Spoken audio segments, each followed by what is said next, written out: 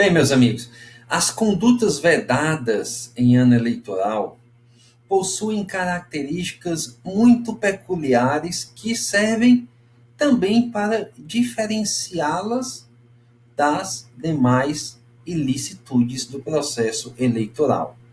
E aí a gente vai abordar cada uma dessas características, inclusive de olho na prática do que acontece e do que é proibido, do que parece ser proibido, mas que acaba não sendo exatamente por conta dessas características. Vejam que eu estou falando de condutas vedadas. O fato de determinado comportamento não conseguir ser enquadrado como esse ilícito eleitoral não significa dizer que ele ficará impune, tá bem? Atenção a esse detalhe. Então, a primeira característica que eu trago para vocês é a da legalidade estrita. E ela tem aspectos materiais e processuais. Percebam bem o seguinte: como eu disse para vocês, a lei das eleições trouxe comportamentos taxativos. É proibido usar bens móveis e imóveis em favor de candidato, partido, coligação. Ponto final. Nós não podemos fazer interpretações analógicas para enquadrar determinado comportamento como proibido. A exceção se dá quando a interpretação literal gera uma inconstitucionalidade por proteção deficiente ao bem jurídico que se quer tutelar. É o caso do artigo 73, inciso 3º da Lei das Eleições, que diz ser vedado usar servidores públicos do Poder Executivo. Portanto, é nesta vertente de legalidade estrita, os servidores do Poder Legislativo, Judiciário, do Ministério Público, etc., poderiam ser utilizados no horário de expediente para atos de campanha ou com finalidade político-partidária e não haveria a conduta vedada. Nesse caso, há uma inconstitucionalidade. É preciso que se faça uma interpretação conforme, sem redução, exatamente para se garantir a manutenção do dispositivo. O TSE segue essa linha de interpretação restrita ainda. Eu venho já batendo nisso há algum tempo, mas ainda é um entendimento majoritário. Embora o TRE de São Paulo tenha a posição já de vanguarda, punindo quem usa servidores dos demais poderes, tá bom? Então, a legalidade estrita é isso, é que o comportamento deve estar objetivamente proibido na norma. Você não pode fazer analogias, beleza? Tranquilo. Eu até peguei um quadro aqui do livro, não botei no material de vocês por mero esquecimento, peço até desculpa, mas algumas situações aqui concretas, casos julgados recentes, outros nem tanto, para que nós vejamos a importância dessa característica na questão da legalidade estrita. Então eu trago aqui, fato concreto 1. A aprovação pela via legislativa da proposta de reestruturação de carreira de servidor público com o objetivo de corrigir situação de injustiça e desvalorização profissional de categorias. O TSE disse que isso não caracteriza a conduta vedada do artigo 73, inciso 8º da Lei das Eleições. Depois vocês olham lá o dispositivo. O outro caso, julgado agora em fevereiro de 2019, diz: a participação de pré-candidato em inauguração de conjunto habitacional em que entregues casas próprias a algumas famílias não caracteriza a conduta vedada do artigo 73, inciso 4º. embora o mesmo TSE tenha dito que pode caracterizar a conduta vedada do artigo 77 sob o prisma da condição de candidato sob análise material, em nome do princípio da primazia da realidade sobre a forma. A concessão de benefícios fiscais à população em período vedado por meio de remissão de créditos tributários, constituídos ou não, inscritos ou não em dívida tributária, relativos a IPVA e taxas vinculadas ao Detran mediante edição de medida provisória.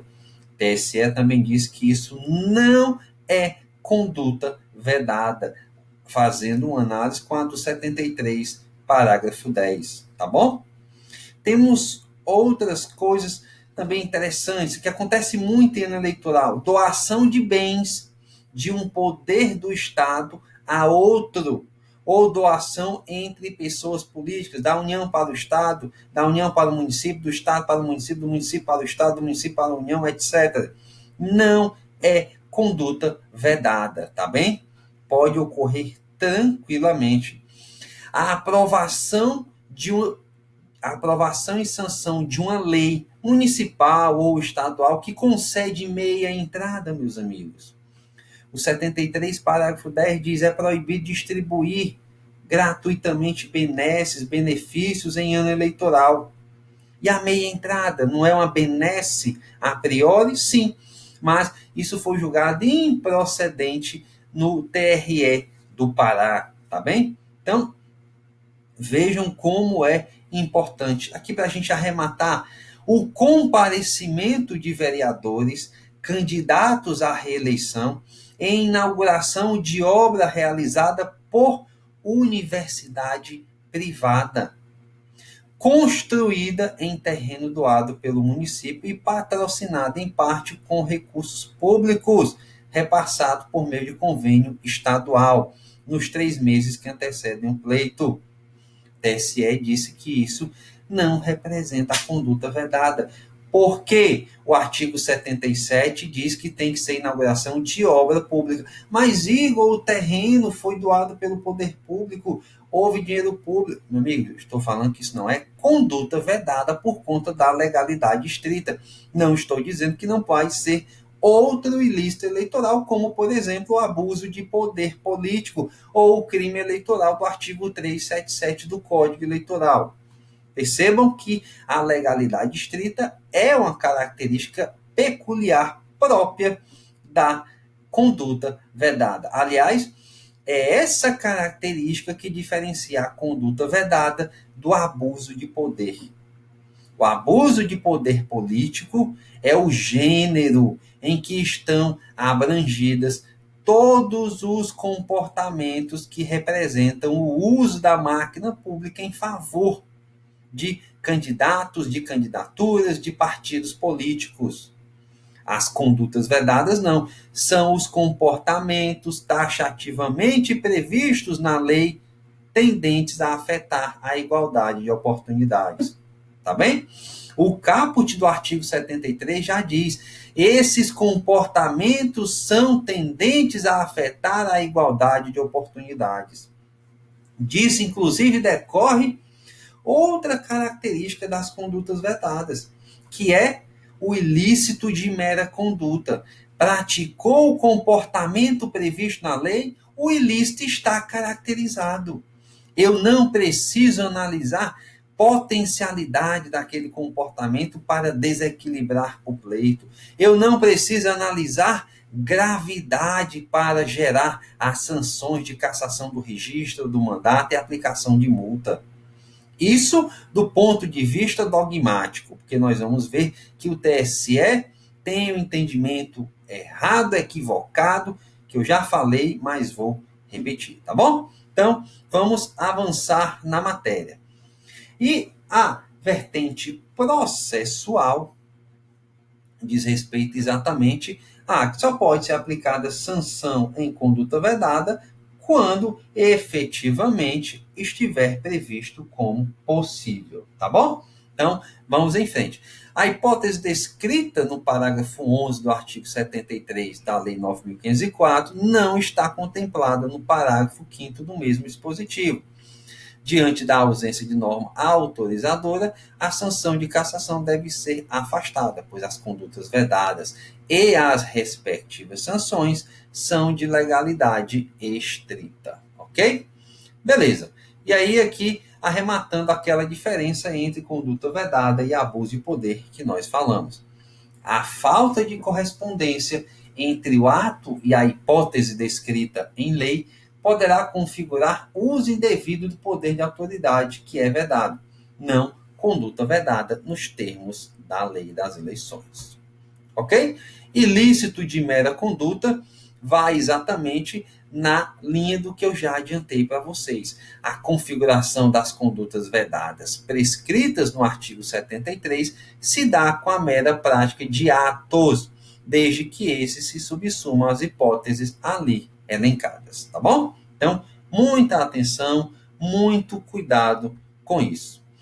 A teoria da conduta inexpressiva em termos eleitorais, o TSE vem aí já encampando em parte isso, dizendo que é preciso analisar se o comportamento, se a conduta vedada é grave para aplicar as sanções de cassação do registro ou do diploma, mas há um precedente dizendo que seria possível até uma chamada insignificância diante da inexpressividade. Isso não pode ser multiplicado, porque as condutas vedadas representam, via de regra, crimes contra a administração pública, insuscetíveis de incidência da insignificância por força da súmula 599 do STJ, e o mesmo TSE diz que não cabe insignificância nos crimes eleitorais. E se não cabe insignificância na área criminal de um comportamento, você não pode admitir que cabe insignificância na área civil.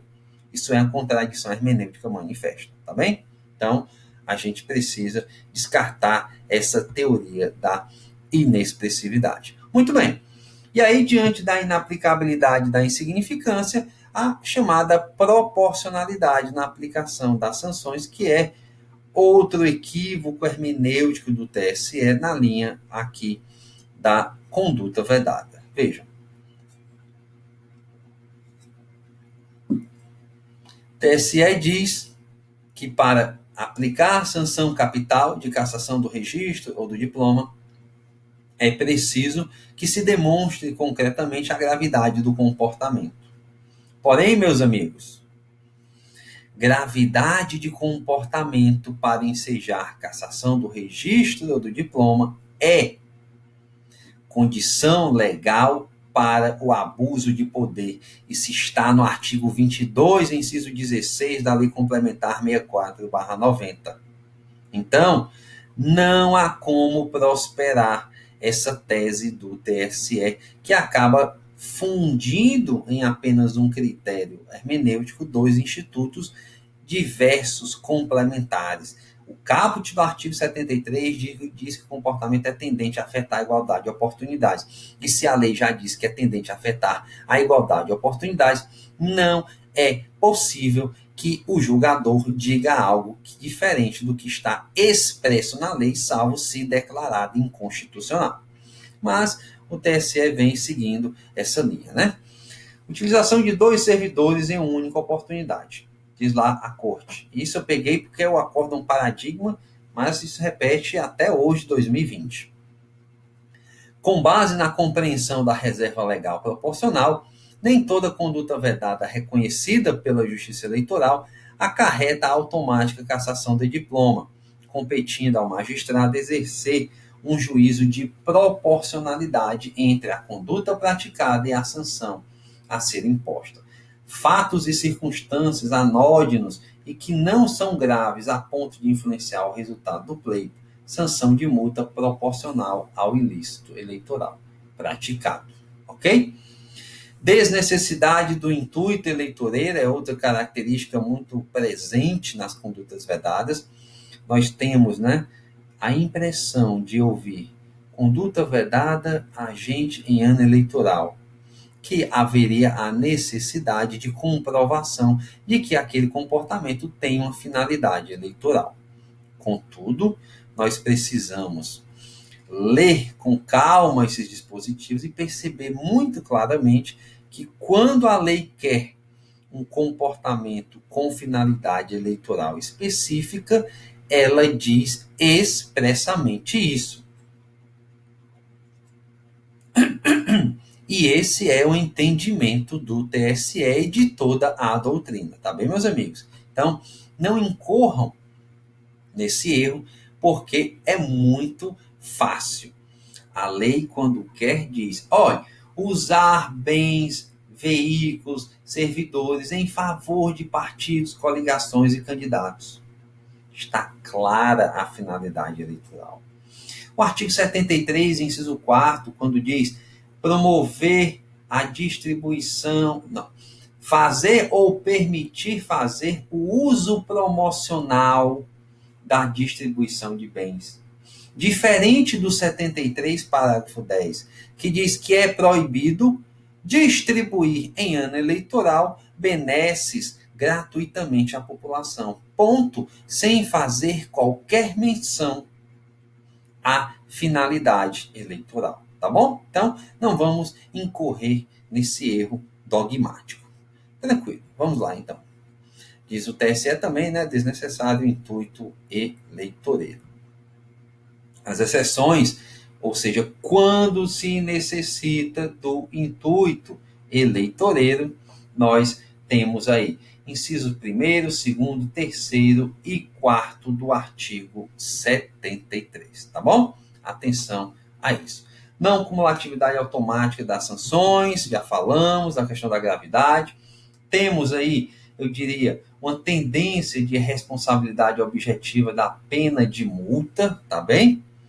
Percebam que para eu cassar o mandato de alguém em uma conduta vedada, eu preciso comprovar necessariamente a participação direta, isso é, a presença física do sujeito lá no ato, ou a participação indireta, a coautoria intelectual, a autoria imediata, mas eu não posso cassar com base em responsabilidade objetiva.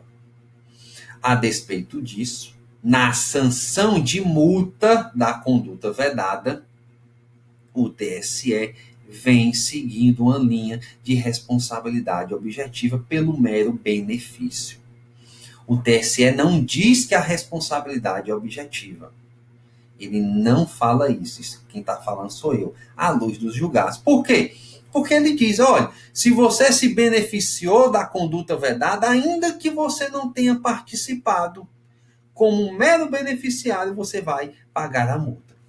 Se o nome disso não é responsabilidade objetiva, eu não sei o que é. Se eu não tenho que comprovar a dolo ou culpa do agente, ou seja, se eu tenho um fato, se eu tenho um resultado, se eu tenho um nexo de causalidade, eu tenho responsabilidade, isso é responsabilidade objetiva. Não se quer dizer, mas é o que existe, tá bem?